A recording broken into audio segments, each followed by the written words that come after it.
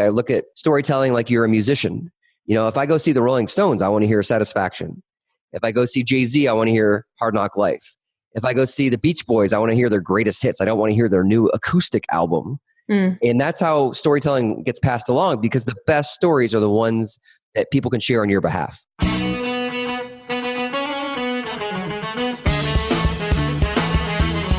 Welcome to the TalentGrow Show, where you can get actionable, results-oriented insight and advice on how to take your leadership, communication, and people skills to the next level and become the kind of leader people want to follow. And now, your host and leadership development strategist, Halelly Azulay. Hey, welcome back, Talent Growers, to another episode of the TalentGrow Show. I'm Halelly Azulay, your leadership development strategist here at TalentGrow, and I'm looking forward to introducing you to my friend Ryan Williams today. We're going to talk about storytelling for leaders and why you as a leader and really as a professional should think about having some key stories under your belt in your toolkit to pull out for a variety of situations. And Ryan gives lots of very interesting examples that come from his very interesting background. So I can't wait to introduce you to him and his story. And so without further ado, here we go.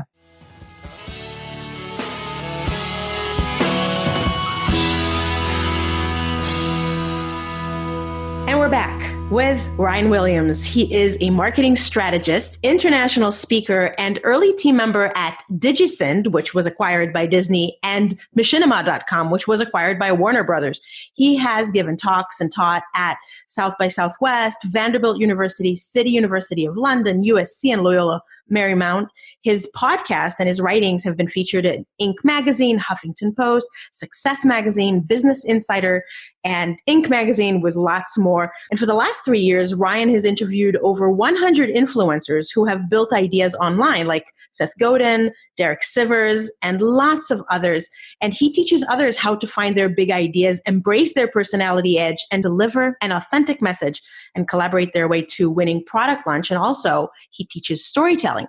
And this is the subject for today's episode. Actually, I met Ryan when he was interviewing my former guest, Dory Clark. He interviewed her live here in LA. When I heard that this was going on, I dropped everything and showed up.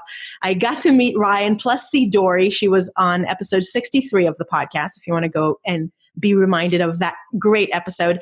And after that, Ryan and I have become friends, have collaborated on conversations, talking shop.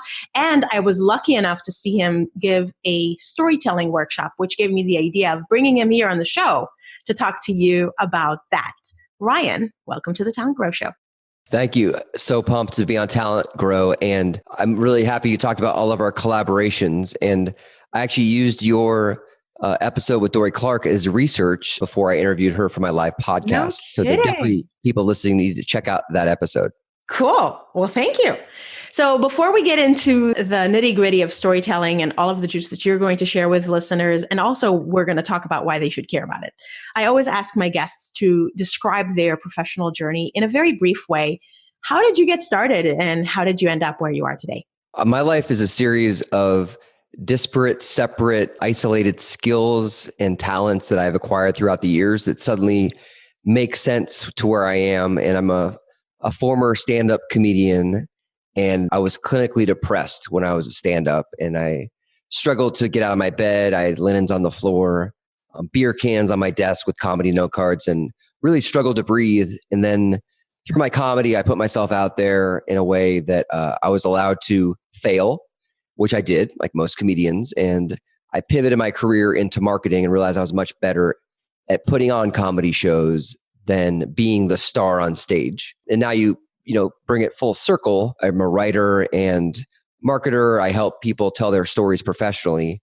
And it's interesting because without that comedy experience, and I wouldn't be where I am today. And in between comedy and now, I've worked at these companies which have been acquired by large corporations. And I feel like a lot of people who give talks and webinars and even podcast hosts, as you know, are often into the sales pitch for what's in it for themselves, because everyone wants to hustle and work so hard. And I've worked so many different types of jobs, and I've had very different career path as to many people. And So I love what I do now. And my journey really has come full circle because I help others tell their stories and really make sense of their own stories and backgrounds to help build their authority to be a badass in their life or career.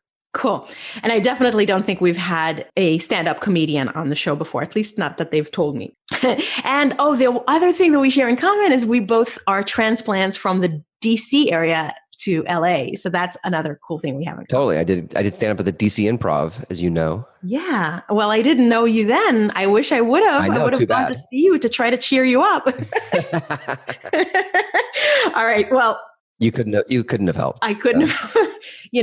I think that you're right. Everything that happens in your story serves a purpose and gives you experiences and insights and learning opportunities that build you into the next phase of your life. So you're pulling a lot of value out of those probably painful experiences you would have preferred to avoid. Yeah, 100%. Yeah.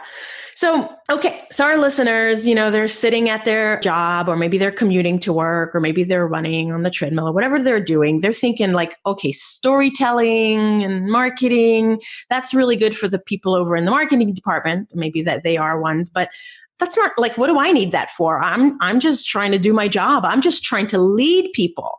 But I know that storytelling is a big buzzword, even in the business community.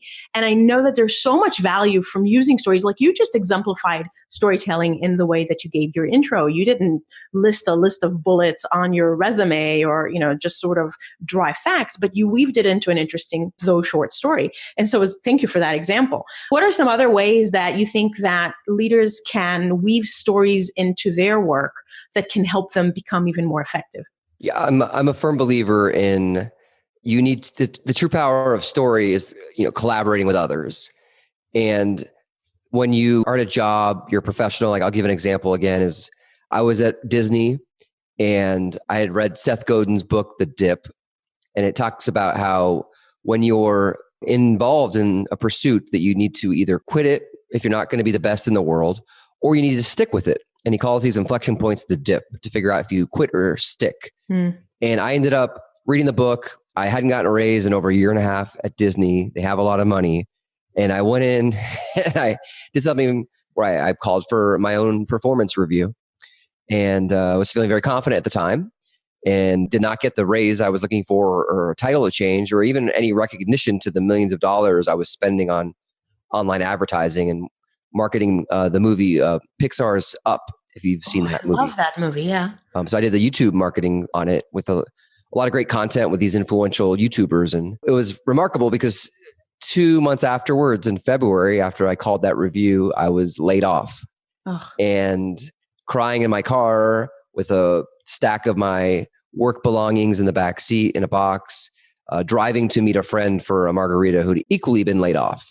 Oh my gosh. And the struggle really was like, what do I do next? I'm ashamed to call my wife. And, what do we do? And so we went to Palm Springs, I live in California. And that weekend I ended up getting another job interview and I got a new job 2 weeks later because of my network. And I reached out to people that I knew could help.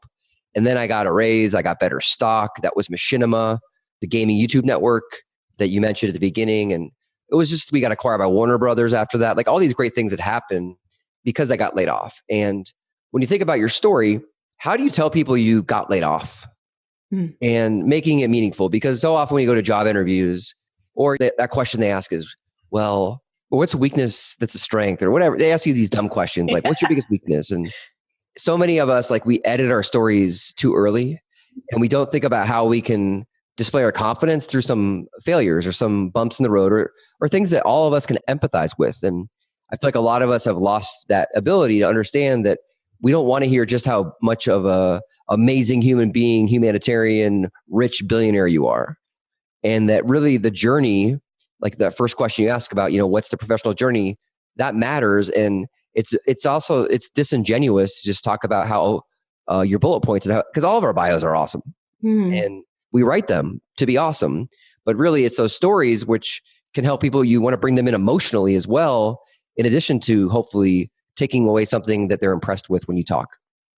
Yeah, because it helps them connect to you on an emotional level, which of course creates a stronger bond. And it also sometimes, I guess, helps them relate to you or feel like you would understand their struggles too if you share yours. Absolutely. The empathy, word is also being bantered around as a buzzword, like you mentioned before. And empathy is so important because you have to put yourself in the other person's shoes and understand like what is the problem you're solving with your story.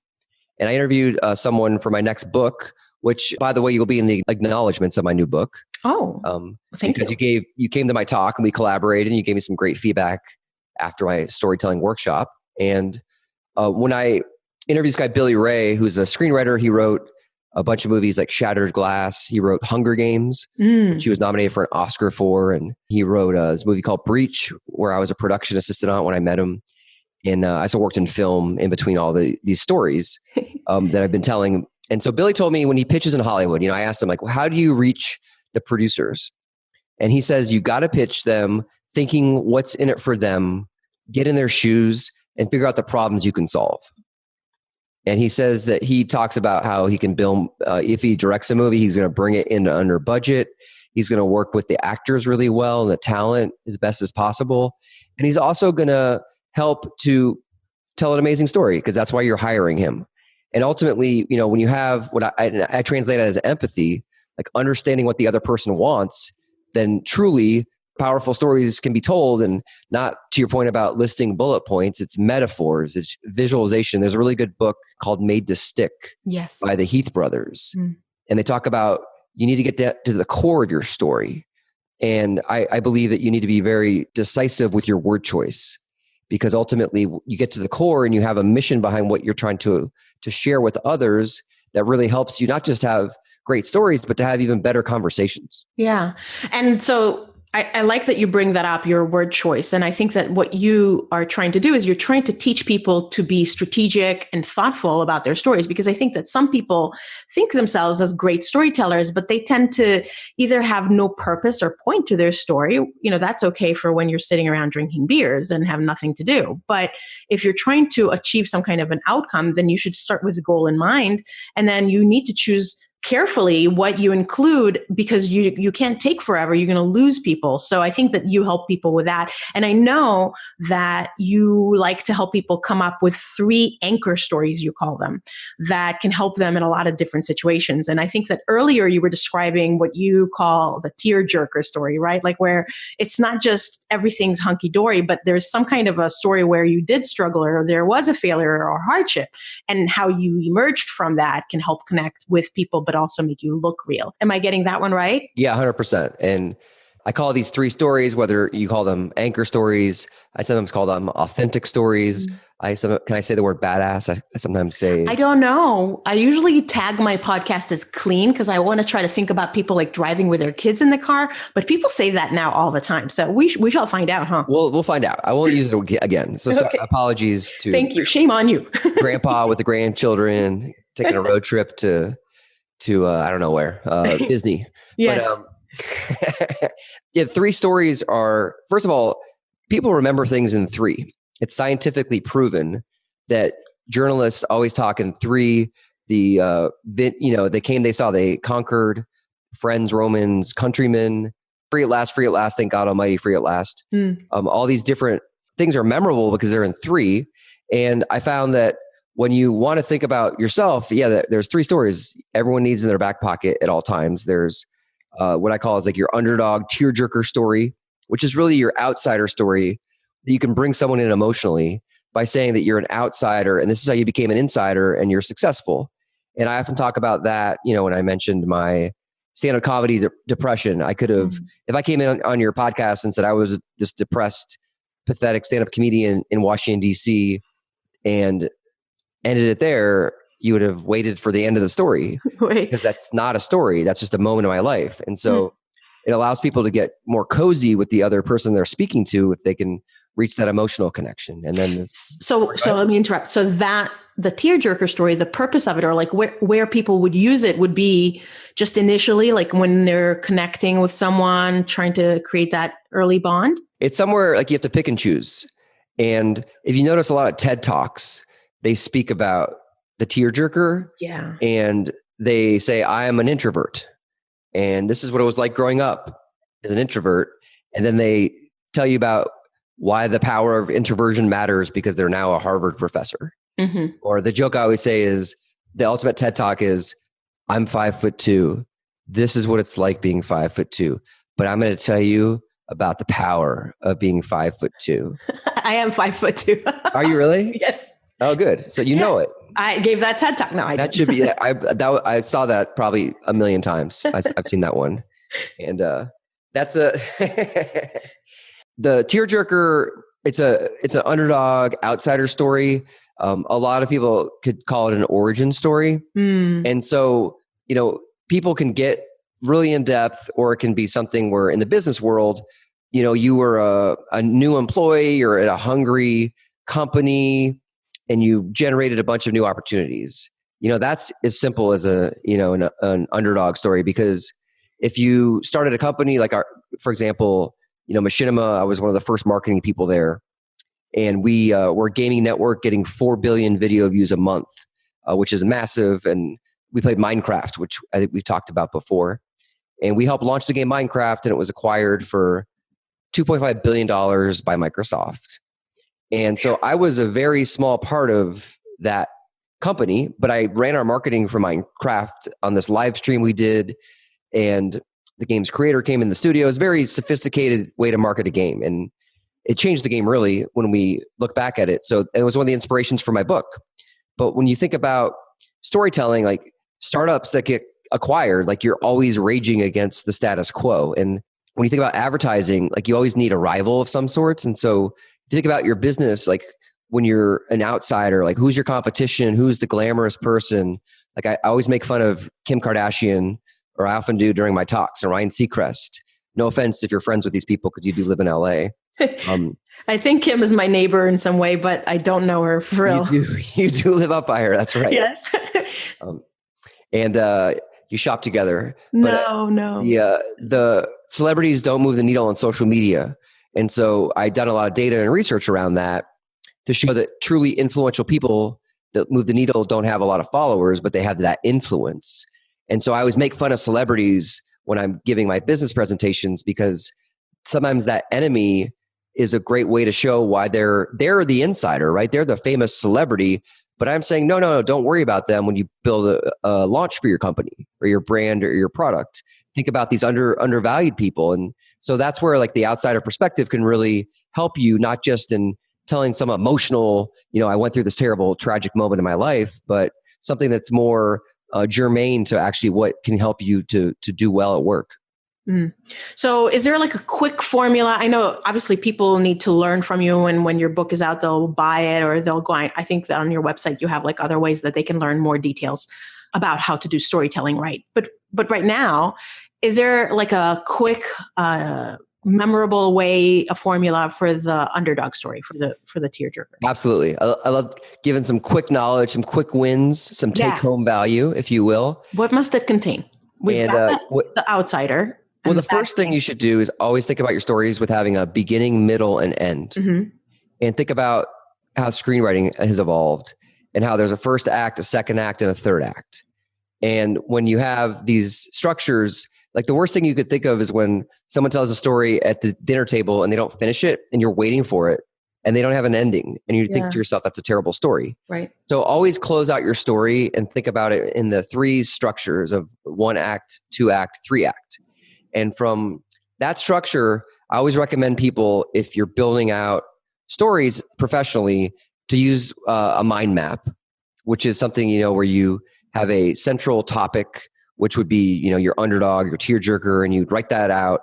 And then you would make connected branches where people could make subtopics. So for example, my tearjerker, you could easily say, being clinically depressed is one, or struggling with stand-up comedian, going up 50 times and bombing a lot that's a struggle, right? Yeah. Another one is I got laid off. And then from there, you just brainstorm these moments and you just let yourself go. You don't judge. And you think about the good, the bad, the ugly. And that's when you can actually go back and start recounting things.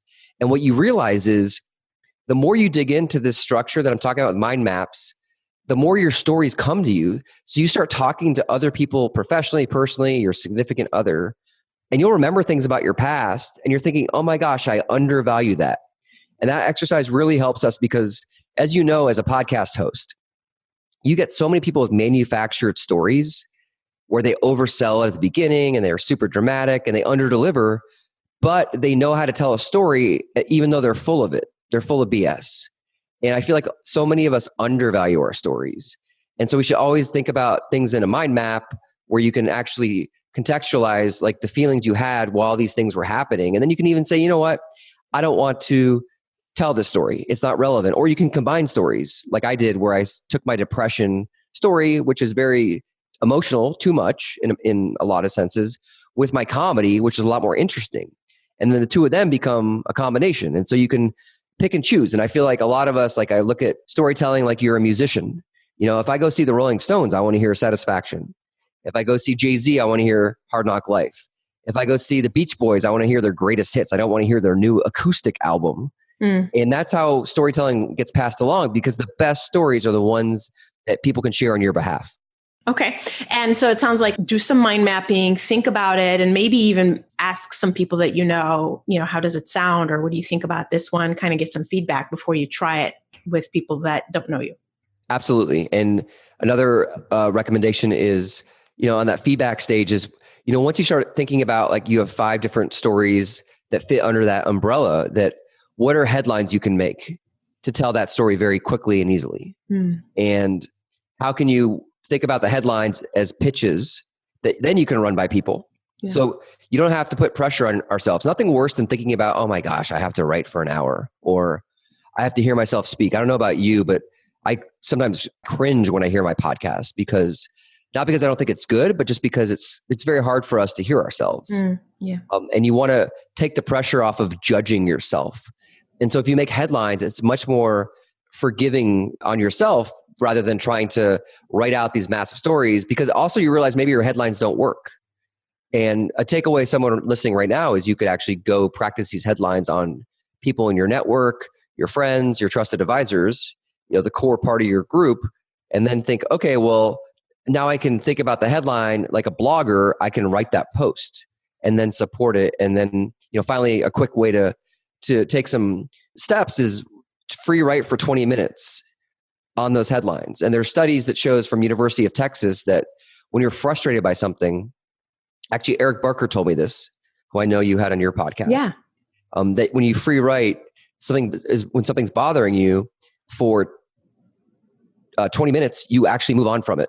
And you can put closure on it.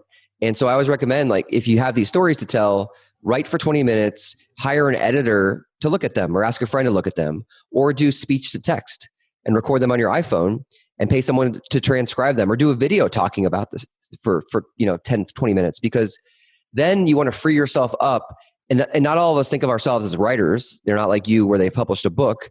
So if you can use other mediums as well, audio, video, then that makes it a lot more, the barrier to entry being low. Is there like a good target length for a story that you think in a business setting where it adds value, but it's not too long? Rule of thumb is 2 minutes. Okay. There's 2 phases. One is like your 2-minute story, which isn't a pitch. I absolutely hate elevator pitches. I think it's nothing worse than the pressure of having to pitch someone and then have them say no. Because thinking about influential people, you don't want them to say no, because you want to collaborate with them and work together. So when you have that 2-minute story, it's also conversational.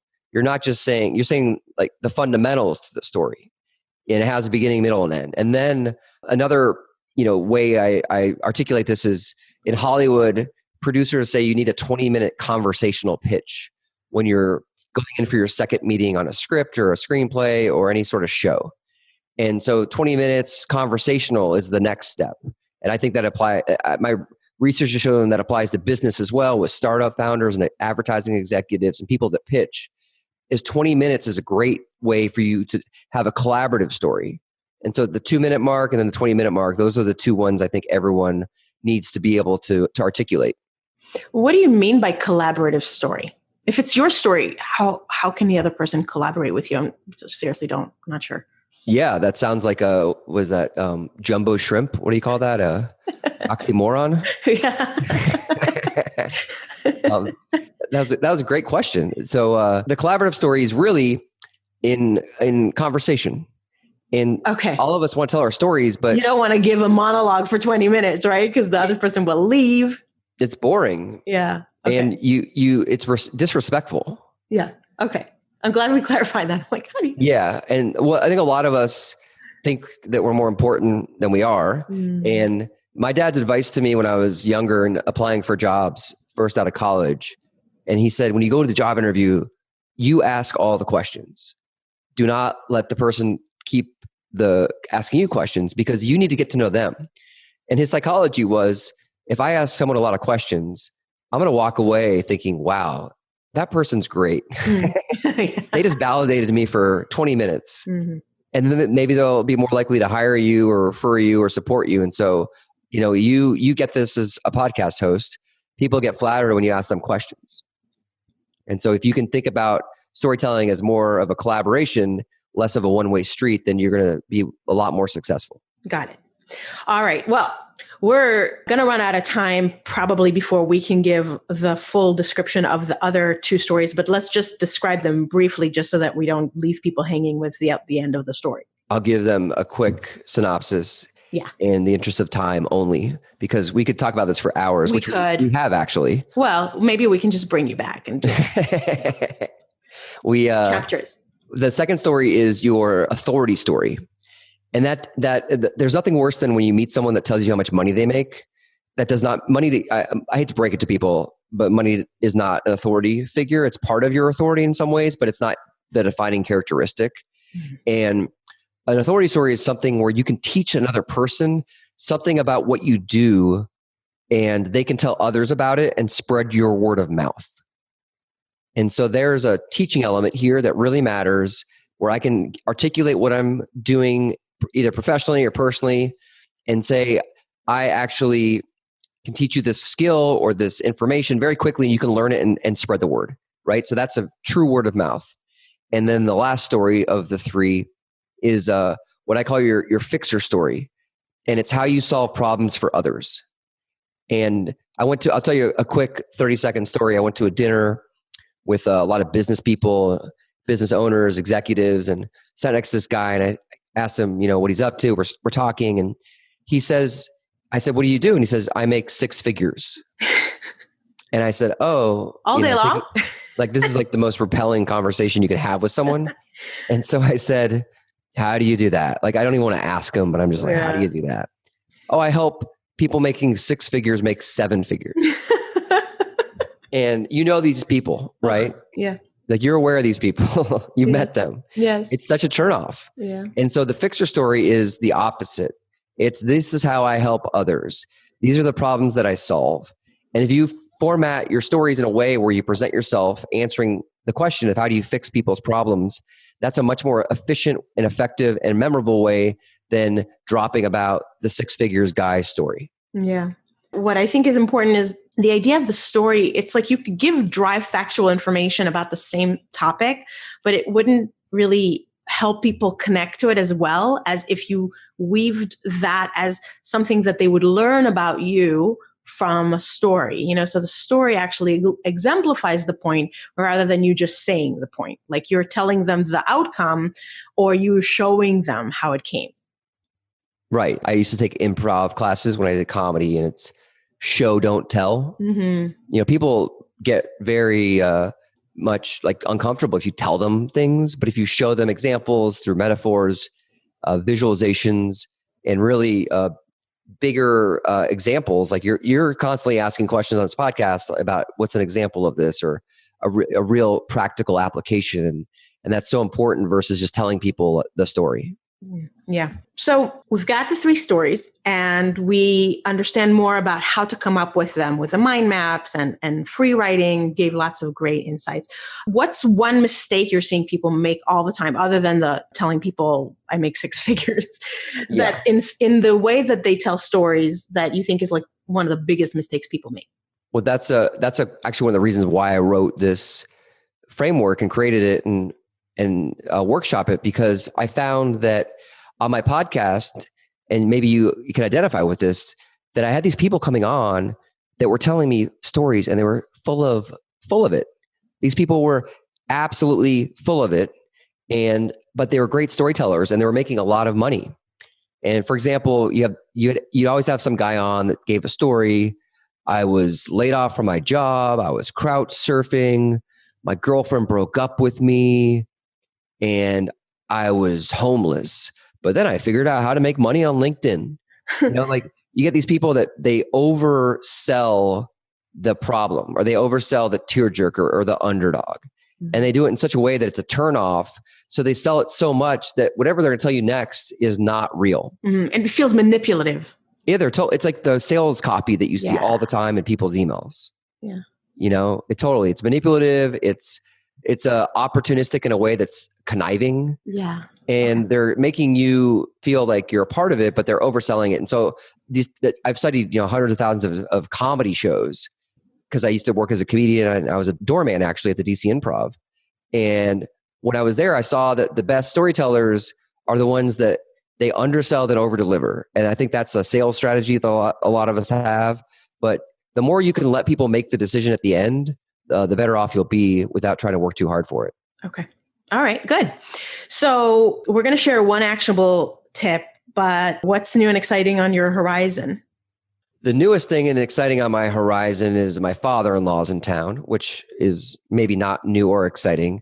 So I won't get into that. But with my professional life, doing a lot more public speaking since I've seen you. And I'm talking a lot about radical collaboration, how collaboration truly grows your influence. And story is at the center of that. So I'm really pumped about, sharing a lot of my research and work with more people.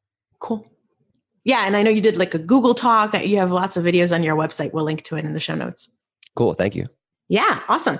All right. So before we wrap up, what's one specific action that listeners can take today, this afternoon, this week that can help them ratchet up their own effectiveness, especially from the perspective of storytelling?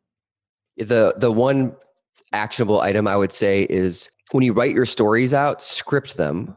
You don't have to write the whole story, but I used to do stand-up comedy, and a little trick, as we mentioned before, I did in DC, and every comedian, most of them are up there with drinks in their hands, whether it's water or a fake gin and tonic or a beer, is they have their set list written on their cocktail napkin. And it's a way for you to kind of look back and say, hey, I am lost right now.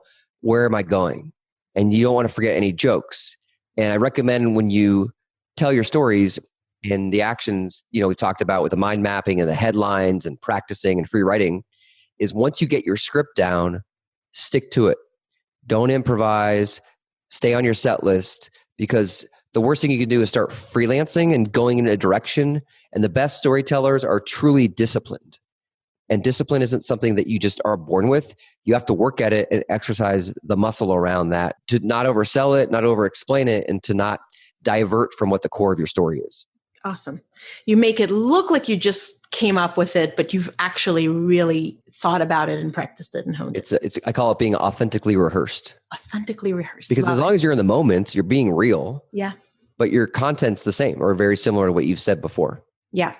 Totally true. And I've seen this in action, and it really is amazing when well delivered, of course, but that is a skill we can all build through practice and getting feedback. Well, Ryan, I really wish we did have more time, and I appreciate the time that you've given us this far. Where's a great place to have people get in touch with you and learn more from you and about you?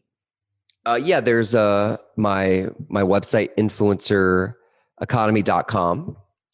And if they want to go to influencereconomy.com/talentgrow, I can give them a free gift of my storytelling framework. It's a document handbook for people.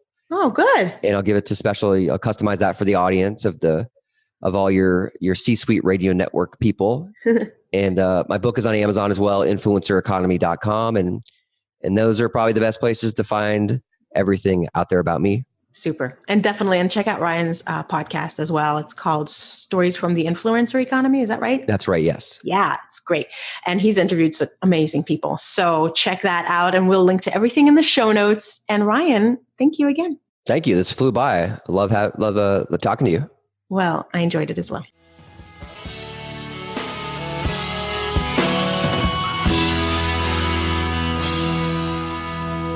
What did I tell you, talent growers? Ryan is an interesting guy, has lots of interesting stories to tell, but I know that you also have very interesting stories with important messages. So I hope that you will take this to heart and hone some of those key stories that can help you reach more people and be more influential rather than just sticking to dry facts and figures and things like that. And I'd love to hear how it goes. I'd love to hear your story. I'd love for you to practice on me and just in general for you to tell me what you thought about this and give me feedback. You know that I'm always open to your feedback because this show is for you. So you can leave me a voicemail on my website, and using any device, there's a little black tab on the right-hand side, and you can record a voice message, or of course you can email me, Halelly@talentgrow.com, or use the comment section on the show notes page, which is over at talentgrow.com. Any way that you would like to reach out to me, give some feedback would be excellent. And of course, I'd love to reach out to you so that you never miss an episode. And so if you just download that free tool I have on the website, it's called The 10 Mistakes That Leaders Make and How to Avoid Them. That will help us also stay in touch, because then I'll start sending you every Tuesday morning what's the latest episode plus an actionable tip in a very informal and fun to read and very short email newsletter. So I hope that you'll do that over there. And in the meantime, thank you for listening to the Talent Grow Show. I'm Halelly Azulay, your leadership development strategist here at Talent Grow, hoping that until the next time, you'll make today great.